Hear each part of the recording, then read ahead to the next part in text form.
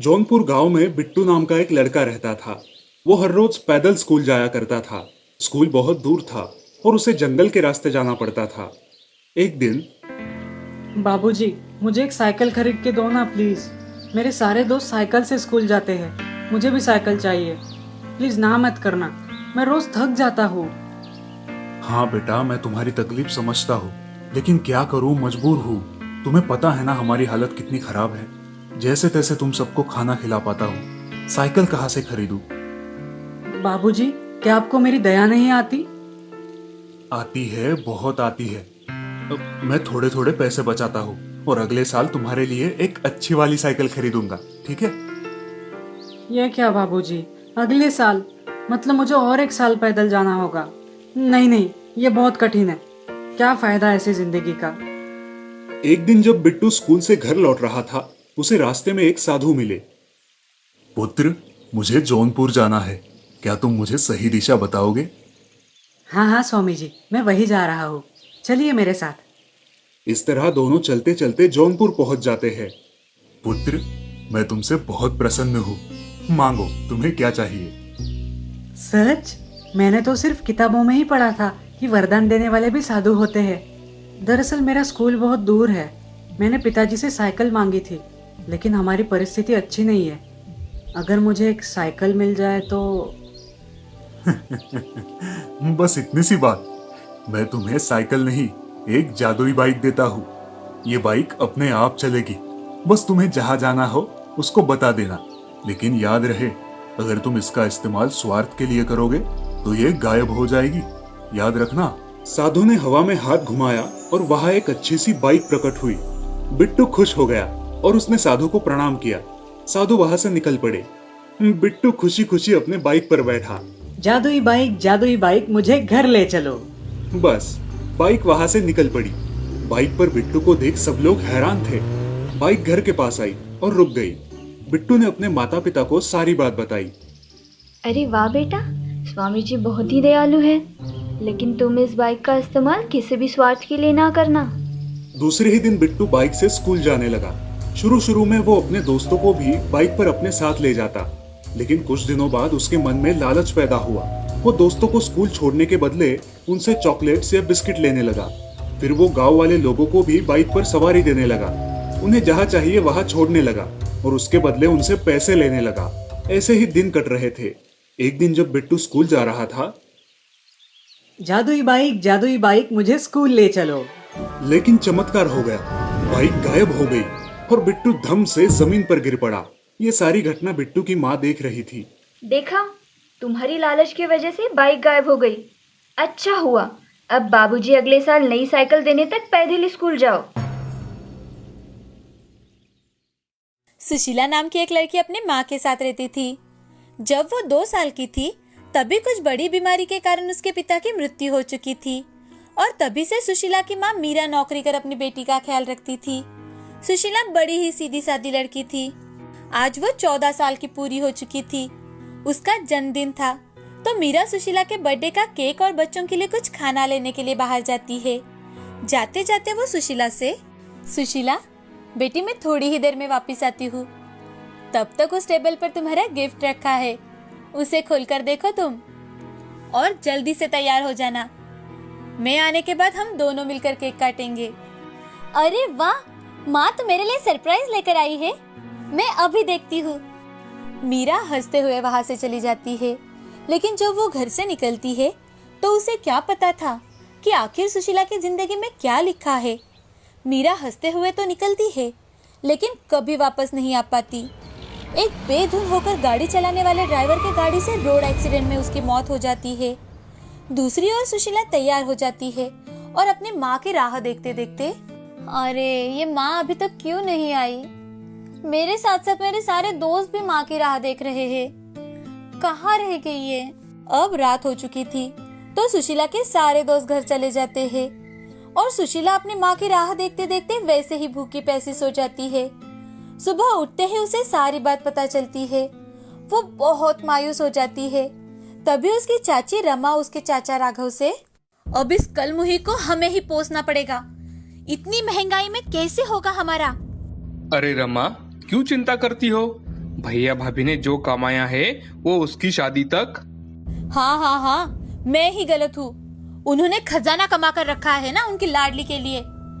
एक तो उसे हॉस्टल या फिर अनाथ आश्रम में डाल दो आप। हाँ नहीं तो। तभी रमा और राघव की सारी बातें उनकी बेटी श्यामा सुन रही थी। अब राघव रमा की बातें सुनकर गुस्से में बाहर चला जाता है। बाहर जाते ही श्यामा अपनी माँ से, अरे माँ, ये क्या कर रही हो तुम? कब से तो पापा के पीछे लगी हो। एक काम वाली लगाओ, एक काम वाली लगाओ। मेरी कमर टूट रही है काम करते करते। अब आपके सामने इतनी अच्छी नौकरानी है, क्यों भूल रही हो आप? क्या? ये तुम क्या कह रही हो? अच्छा, तो तुम सुशीला की बात कर रही हो? हाँ माँ, जरा सोच कर देखो। हम उससे घर के सारे काम करवा सकते हैं। इतना ही नहीं, घर के साथ साथ उसके पैसों पर भी मजा कर सकते हैं माँ। अरे वाह वाह वाह श्यामा, तू तो बड़ी होशियार बन गई है। बड़ी हो गई है मेरी बच्ची। आखिर माँ पर ही गई है मेरी बेटी। श्यामा और रमा जोर जोर से हंसने लगती है। अब राघव घर आते ही रमा राघव से, सुनिए जी, आप सुशीला को लेकर नहीं आए? सुशीला को यहाँ लाने के लिए क्या तुम सच में मान गई हो? हाँ हाँ, मैं तो शैतान ही हूँ ना। अरे नहीं नहीं, मुझे ऐसा नहीं कहना था। अब राघव खुशी खुशी जाकर अपने भाई के बेटी को अपने घर लेकर आता है। दूसरे दिन सुबह उठते ही रमा सुशीला से, अरे ओ करमजली, अब क्या सोती ही रहेगी क्या? उठ, घर के सारे काम करने हैं। क्या तेरे माँ बाप आएंगे क्या? सुशीला हड़बड़ा कर उठती है और अपने चाची से, चाची, क्या मुझसे कोई गलती हो गई है क्या? गलती हुई है क्या? अरे फोकट का खाना नहीं मिलेगा यहाँ। काम करना होगा, काम, समझी? आज के बाद घर के सारे बर्तन मांजना, खाना बनाना, कपड़े धोना, आटा पीसना, सभी काम तुम्हें ही करने होंगे। लेकिन चाची, और एक बात, मुझसे या मेरी बेटी श्यामा से अगर तूने जबान लड़ाई तो तेरी जबान खींच लूंगी, समझी? अब रमा और श्यामा दूसरे कमरे में चले जाते हैं। उस दिन से रमा और श्यामा दोनों मिलकर सुशीला को बहुत परेशान करने लगी।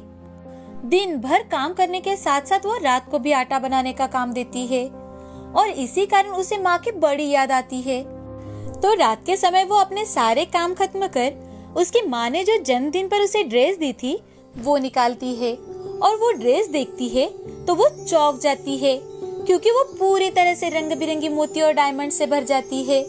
उसे देख सुशीला बहुत ज्यादा खुश हो जाती है और अपने चाचा को वो ड्रेस दिखाने चुपचाप से चली जाती है और धीरे से अपने चाचा से, चाचा जी, चाचा जी। चाचा जी उठकर सुशीला से, क्या हुआ बेटी? चाचा जी देखो तो, मेरी माँ ने दी हुई ड्रेस निकाली है आज मैंने। बेटी, ये तुम्हारी माँ की आखिरी निशानी है, इसे हमेशा संभाल कर रखना। अब सुशीला अपने चाचा की बात मानकर उस ड्रेस को संभाल कर एक जगह छुपा कर रख देती है। दूसरे दिन फिर से सुशीला के काम खत्म होते ही चाची रात के समय सुशीला को श्यामा की ड्रेस पर कढ़ाई करने का काम दे देती है। तो उसे देख सुशीला, अरे यार, दिन भर काम करने पर भी चाची मुझे रात के समय भी इतना सारा काम दे देती है कि रात में ठीक से सो भी नहीं पाती। जाने दो, ये तो हर रोज का है। आज तो मैं अपनी माँ ने दी हुई ड्रेस पहनकर देखती हूँ। बहुत वक्त बीत चुका है, मैंने उसे देखा ही नहीं। सुशीला ड्रेस पहनकर बेहद खूबसूरत दिख रही थी। वो अपनी माँ की प्यारी प्यारी यादों में खोई हुई थी कि तभी चाची ने दिया काम अपने आप हो जाता है। तो सुधा उसे देख बहुत खुश हो जाती है। अब वो रात को आराम से सो जाती है। सुबह सुबह चाची, अरे ओ महारानी उठ जा, घर के सारे काम रास्ता देख रहे हैं तेरा। और रात को तुझे श्यामा का कुर्ता दिया था ना मैंने कढ़ाई करने के लिए, किया कि नहीं वो? हाँ चाची, हो गया है, ये देखिए। चाची ड्रेस को देखकर चौंक जाती है। अब रमा हर रोज सुशीला को कोई ना कोई काम देने लगी ताकि वो रात भर सो ही ना पाए और वो जल्द से जल्द ये घर छोड़कर भाग जाए ताकि उसकी सारी प्रॉपर्टी उन्हें मिल जाए। लेकिन सुशीला हर रोज रात के समय अपनी माँ की हीरे मोतियों से जड़ी ड्रेस पहनती और सारे काम अपने आप हो जाते थे। अब एक दिन श्यामा अपनी माँ से, माँ, क्या आपको नहीं लगता कि सुशीला की कोई मदद कर रहा है? क्योंकि आप उसे इतना काम देते हो कि पूरे रात भर में भी वो ना हो सके, लेकिन फिर भी वो कर लेती है। इतना ही नहीं, आजकल तो वो बड़ी खुश रहने लगी है। माँ, आपने उसकी पढ़ाई बंद करवाई, फिर भी उसने बाजू वाली राधा से एक बुक ली और दोपहर के समय किचन में बैठकर पढ़ रही थी वो। क्या? ये तू क्या बात कर रही है? हाँ नहीं तो सच्ची तो बोल रही हूँ मैं। दाल में जरूर कुछ न कुछ काला है माँ। अब रमा और श्यामा दोनों मिलकर सुशीला पर नजर रखे थे। दिन हो या रात का समय, दोनों आंख में तेल डालकर सुशीला पर नजर रखे थे। हर रोज की तरह सभी सो गए होंगे, ये सोच सुशीला वो जादुई ड्रेस पहन लेती है और उसके सारे काम झट से हो जाते हैं। तो उसे देख रमा, अच्छा तो ये बात है। रमा और श्यामा दोनों भागते हुए सुशीला के पास जाकर उसे पकड़ने लगते हैं। लेकिन सुशीला को हाथ लगाते ही रमा और श्यामा के हाथ मानो पूरी तरह से जल जाते हैं। तो श्यामा, माँ मुझे बहुत दर्द हो रहा है माँ, मुझसे तो बिल्कुल भी सहा नहीं जा रहा है माँ। अरे मुझसे भी तकलीफ सह नहीं जा रही, क्या करूँ? चल जल्दी से यहाँ से चल, ताकि हम ठंडे पानी में हाथ डाल सके। चल जल्दी।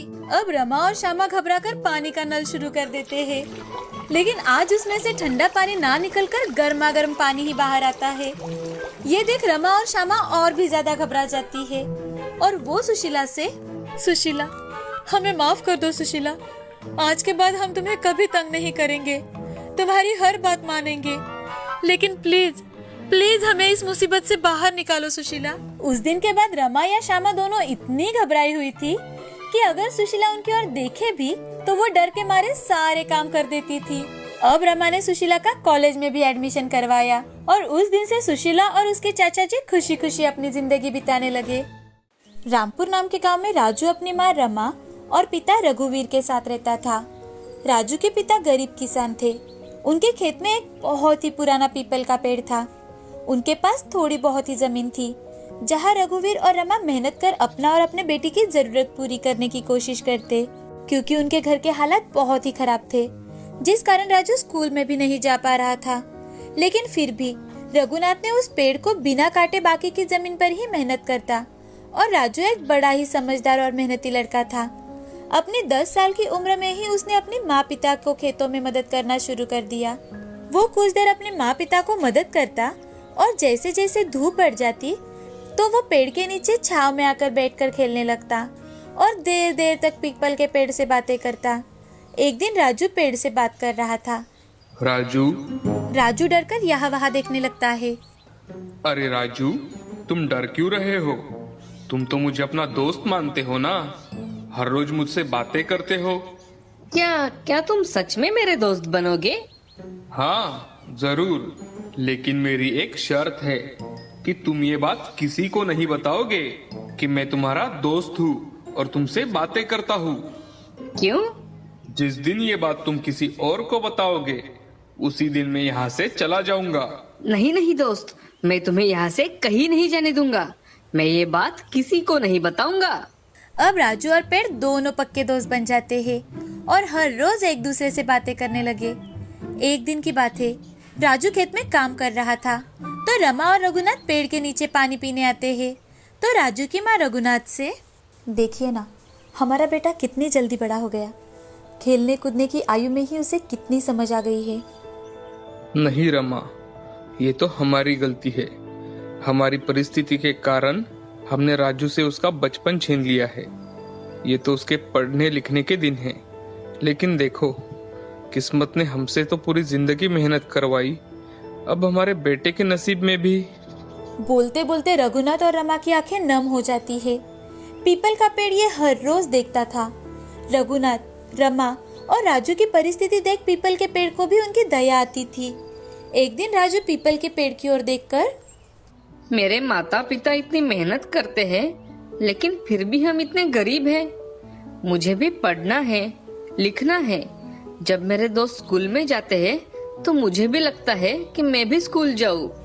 तभी उसे हंसने की आवाज सुनाई देती है और पीपल का पेड़, जो सच्ची ईमानदारी से मेहनत करते हैं, भगवान तो उनकी परीक्षा लेते ही है।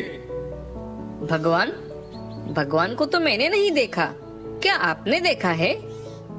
राजू की बातें सुनकर पेड़ हंसने लगा। राजू, भगवान हर जगह होते हैं। मुझ में भी भगवान है और तुम में भी भगवान है। भगवान हर जगह होते हैं। तो फिर भगवान जी सबको खुशी क्यों नहीं देते? राजू, मेहनत सबको करनी पड़ती है। हर इंसान को हर चीज आसानी से नहीं मिलती। लेकिन मेरे माता पिता तो बहुत मेहनत करते हैं, फिर भी हम गरीब क्यों हैं? अब राजू पेड़ से बातें करते करते वहीं पर सो जाता है। कुछ वक्त बीत जाने के बाद रमा पेड़ के नीचे पानी पीने के लिए आती है और देखती है तो वो जोर जोर से रघुनाथ को आवाज देने लगती है। सुनिए जी, जल्दी आइए, सुनिए, देखिए तो ये राजू के पास। रमा को घबराते बोलता देख रघुनाथ वहां पर भागते हुए आ जाता है। तो उसे भी अपनी आंखों पर विश्वास नहीं हो रहा था कि तभी राजू अपनी माँ की आवाज सुनकर उठ जाता है। तो वो देखता है कि उसके चारों ओर पीपल के सोने के पत्ते गिरे हुए हैं। ये देख राजू बहुत ज्यादा खुश हो जाता है और वो अपने पिताजी से, पिताजी, ये तो सोने के पत्ते हैं ना? रघुनाथ उन पत्तों में से एक पत्ता अपने हाथ में उठाता है और उस पत्ते को यहाँ वहां से देखने लगता है और अपने बेटे रघुनाथ से, अरे हाँ बेटा, ये तो सोने के पत्ते हैं। हमारे तो भाग ही खुल गए। अब रघुनाथ, रमा और राजू तीनों मिलकर पीपल के सोने के पत्ते उठाते हैं और घर चले जाते हैं। आज वो तीनों बड़े ही खुश थे तो आराम से सो जाते हैं। दूसरे दिन सुबह उठकर रघुनाथ उन पत्तों को शहर लेकर जाता है और उन पत्तों को सोनार के पास बेचकर कई सारे पैसे लेकर आता है। दूसरी ओर राजू खेत में जाता है और पीपल के पेड़ से, दोस्त, ये सब तुमने किया है ना? अब तुम्हारे कारण ही हमारी पूरी जिंदगी बदलने वाली है। राजू, मैंने जो किया वो सब तुम्हारी और तुम्हारे परिवार की मेहनत देखकर किया है। आज से तुम अपने स्कूल भी जा पाओगे। तुम्हारी हर एक समस्या हल हो जाएगी। लेकिन बेटा, एक बात हमेशा याद रखना, मेहनत करना कभी मत भूलना। अब रघुनाथ शहर से वापस आ जाता है और उन पैसों में से कुछ पैसों से वो अपने लिए कुछ जमीन खरीदता है जिसमें वो और ज्यादा मेहनत कर सके और अपने बेटे को अच्छा भविष्य दे सके। अब सभी खुशी खुशी रहने लगे। इस कहानी से हमें ये सीख मिलती है कि सब्र का फल मीठा होता है। हमें हमेशा हताश ना होकर मेहनत करनी चाहिए।